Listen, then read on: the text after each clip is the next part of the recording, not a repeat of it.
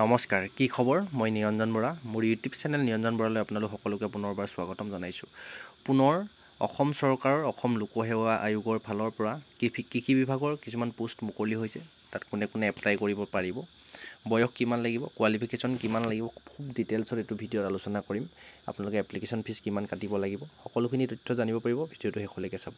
আৰু ভিডিঅ'টো আৰম্ভ কৰাৰ আগতেই মোৰ চেনেলটোৰ পৰা আপোনালোকৰ যদি আগন্তুক চৰকাৰী চাকৰি এটা লোৱাৰ সপোন আছে তেন্তে চেনেলটো সাবস্ক্ৰাইব কৰি ৰাখিব পাৰে আৰু যদি সুবিধা হয় বুলি ভাবে ভিডিঅ'টো চাই শেষলৈকে তেতিয়া আপোনালোকে চেনেলটো সাবস্ক্ৰাইব কৰি ৰাখিব আৰু সকলো লগৰ বন্ধু বান্ধৱীলৈ শ্বেয়াৰ কৰিব আহক এতিয়া আমি ভিডিঅ'টো আৰম্ভ কৰোঁ নটিছখন আহিছে অসম লোকসেৱা আয়োগ যিটো APSC বুলি কয় আসাম পাব্লিক সাৰ্ভিস কমিশনৰ ফালৰ পৰা এখন নটিফিকেশ্যন আহিছে আৰু অনলাইন এপ্লাই আপোনালোকে অনলাইন মাধ্যমত কৰিব লাগিব apsc.recruitment.in অফিচিয়েল ৱেবছাইটত এইখন আহিছে 13 মাৰ্চ তাৰিখে আহিছে আৰু এডভাৰটাইজমেন্ট নম্বৰটো হ'ল 09/2025 গুৱাহাটী 13 মাৰ্চ তাৰিখে এখন নটিচ পাব্লিছ হৈছে আৰু আসাম পাব্লিক সাৰ্ভিস কমিশনৰ আন্ডাৰত আপোনালোকৰ পোষ্টখিনি আহিছে সিটিজেন ইয়াত দিছে invite application from Indian citizens and define articular 5 মানে আমাৰ অসম ইণ্ডিয়াৰ হ'ব লাগিব লগতে আমাৰ অসমৰ স্থায়ী বাসিন্দা হ'ব লাগিব আপোনালোকৰ PRC থাকিব লাগিব অসমৰ PRC আধাৰ অসমৰ স্থায়ী বাসিন্দাৰ আপোনালোকৰ প্ৰমাণপত্ৰ থাকিব লাগিব তেতিয়া এইখিনি পোষ্টত এপ্লাই কৰিব পাৰিব আৰু এই পোষ্ট নেমটো হৈছে agriculture agriculture development officer under agriculture department মানে কৃষি বিভাগৰ ডেভেলপমেণ্ট অফিচাৰ মানে অফিচাৰৰ পোষ্ট হয় এইখিনি APSC আন্ডাৰত কণ্ডাক্ট কৰিছে আৰু পোষ্ট যদি টোটেল চাই আপুনি 195টা টোটেল পোষ্ট আছে আৰু ৰিজাৰ্ভ কোনটো কাষ্টৰ কিমান আছে গোটেইখিনি তথ্য দিছে আপুনি যদি ওপেন কেটেগৰী যেটো আপোনালোকৰ টোটেল ভ্যাকেন্সি আছে আপোনালোকৰ 112টা আছে আৰু RFW যেটো এক্সট্ৰাকে আপোনাৰ ৰিজাৰ্ভেশন থাকে তাত 34টা আৰু OBC MOBC কাৰণে টোটেল 37টা RFW 11টা আৰু SC ST কাষ্টৰ কাৰণে ৰিজাৰ্ভেশন আছে আপোনালোকৰ 14টা আৰু RFW যেটো ৰিজাৰ্ভেশন থাকে তাত আপোনালোকৰ 4টা আছে তাৰপা STP কাৰণে আছে প্লেনৰ কাৰণে 23টা আৰু RFW মানে ST সকলৰ কাৰণে আছে 7টা আৰু ৰিজাৰ্ভেশন ফৰ ST হিলছ মানে হিলছৰ মানে পাহাৰীয়া এৰিয়াত যিখিনি ST থাকে তেওঁলোকৰ পোষ্ট আছে টোটেল 9টা তাৰে RFW 3টা পোষ্ট আছে টোটেল হ'ল গৈ ফ্ৰেছ ক্যান্ডিডেটৰ কাৰণে 195টা পোষ্ট আছে আৰু RFW কাৰণে আপোনালোকৰ দুটেখিনি মিলাই মিলি 59টা পোষ্ট আছে আৰু লগতে এক্স সাৰ্ভিসমেনৰ কাৰণে কিমান পোষ্ট আছে আপোনালোকৰ 4টা পোষ্ট এক্সট্ৰা এক্স সাৰ্ভিসমেন সকলৰ কাৰণে আছে তাৰপিছত ইয়াত যদি আপোনালোকৰ পে স্কেলটো চাই বেসিকটো আপোনাৰ 30000 পৰা ষ্টাৰ্ট হ'ব আৰু লাষ্ট আপোনালোকৰ 1,10,000 লৈকে হ'ব আৰু গ্ৰেড পেটো থাকিব 12700 টকা পেমেন্ট 4 আন্ডাৰত মানে চতুৰ্থ 4 নম্বৰ পেমেন্টত আপোনালোকৰ স্যালাৰিটো হ'ব আৰু যেহেতু এটো APSC পোষ্ট ভাল দৰমহা এটা পাব আপুনি ষ্টাৰ্টিংয়ে 60 to 70,000 হৈ যাব তাৰপিছত যদি এলিজিবিলিটি কন্ডিশনটো মোস্ট ইম্পৰ্টেন্ট আপোনালোকৰ কোৱালিফিকেশনটো কিমান লাগিব আপোনালোকে চাই লওক ইয়াত দিছে যে ক্যান্ডিডেট মোস্ট এলিজিবিলিটি ক্ৰাইটেৰিয়াটো মই কৈছো ইতিমধ্যে আপুনি অসমৰ স্থায়ী বাসিন্দা হ'ব লাগিব অসমৰ আপোনাৰ PRC থাকিব লাগিব এইখিনি পোষ্টত মানে অসমৰ লৰা ছোৱালী আপোনাৰ ব্যক্তি বা মহিলা এইখিনি পোষ্টত এপ্লাই কৰিব পাৰিব এডুকেশ্যন কোৱালিফিকেশ্যন আমি চাই লওঁ PRC নহলে আপুনি ডমিসাইল থাকিলেও হ'ব আৰু এমপ্লয়মেন্ট এক্সচেঞ্জৰ যেটো ৰেজিষ্টাৰ কাৰ্ড থাকে সেইটো ৰেজিষ্টাৰ কৰি থোৱা হ'ব লাগিব তাৰ পিছত আৰু এডুকেশ্যন কোৱালিফিকেশ্যনটো দিছে যে ক্যান্ডিডেট মোস্ট পাস BSc মানে BSc পাস কৰা হ'ব লাগিব এগ্ৰিকালচাৰ ডিপাৰ্টমেন্টত আপুনি BSc পাস কৰা হ'ব লাগিব আৰু লগতে ডিগ্ৰী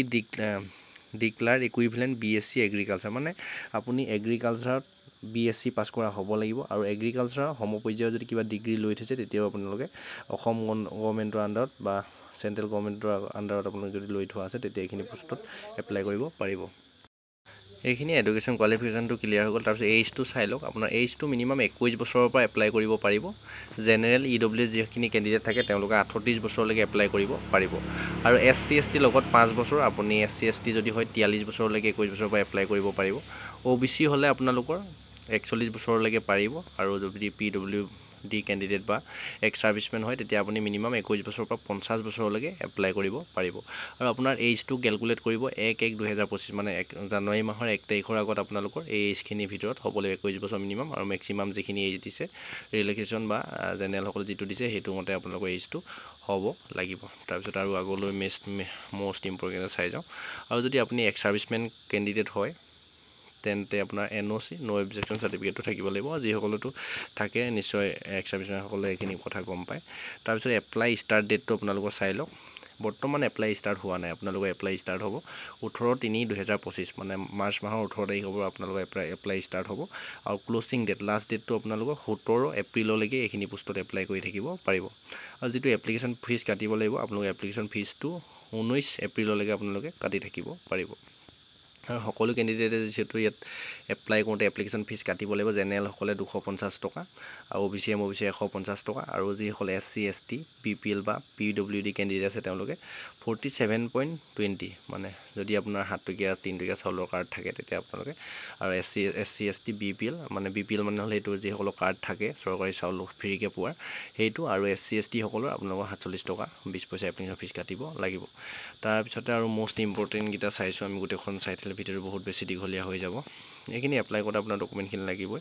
আৰু ইয়াত চিম্পল মেট্ৰিক হাই ছেকেণ্ডেৰী পাছৰ বা যথেষ্ট হাই কোৱালিফিকেশ্যন লাগে এপ্লাই কৰিব নোৱাৰিব খুব কম সংখ্যকে থাকে আপোনালোকে ভিডিঅ'টো অকণমান শ্বেয়াৰ কৰি দিব যিসকলে এনেধৰণৰ কোৱালিফিকেশ্যন আছে তেওঁলোকে নিজেই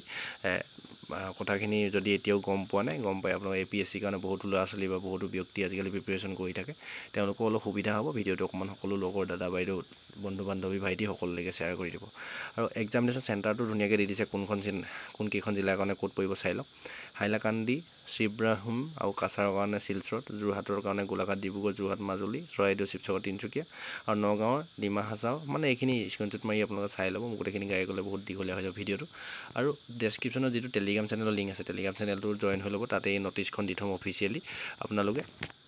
তাৰ পৰা নিজে ভালদৰে পঢ়ি চাব পাৰিব যথেষ্ট যিটো হাই কোৱালিফিকেশ্যন লাগে আপোনালোকৰ হয়তো ভিডিঅ'টো শেষলৈকে চাই হয়তো খঙে উঠিব যে আপোনালোকে এপ্লাই কৰিব নোৱাৰিব সেইকাৰণে অকণমান শ্বেয়াৰ কৰি দিব আৰু এইটো অফিচিয়েল ৱেবছাইট হ'ল APSC recruitment.in অফিচিয়েল ৱেবছাইটত আপোনালোকে অনলাইন এপ্লাই কৰিব লাগিব এইখিনি লাইক কৰি দিব ইনফৰমেশ্যনখিনি পাই যদি ভাল লাগিলে ইনষ্টা ID দি দিছোঁ তলতে ফ'ল' কৰি ৰাখিব নিৰঞ্জন বৰা আৰু হোৱাটছআপ গ্ৰুপত যদি আপোনালোকে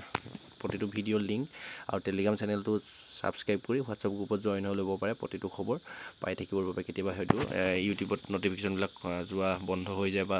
সময়মতে নাপাব পাৰে তাত প্ৰতিটো ভিডিঅ'ৰ লিংক পাই থাকিব বা যদি জইন হওঁ বুলি ভাবে তেন্তে চিৰিয়াছ কেণ্ডিডেট যদি আছে কোনোবা তেন্তে জইন হৈ ল'ব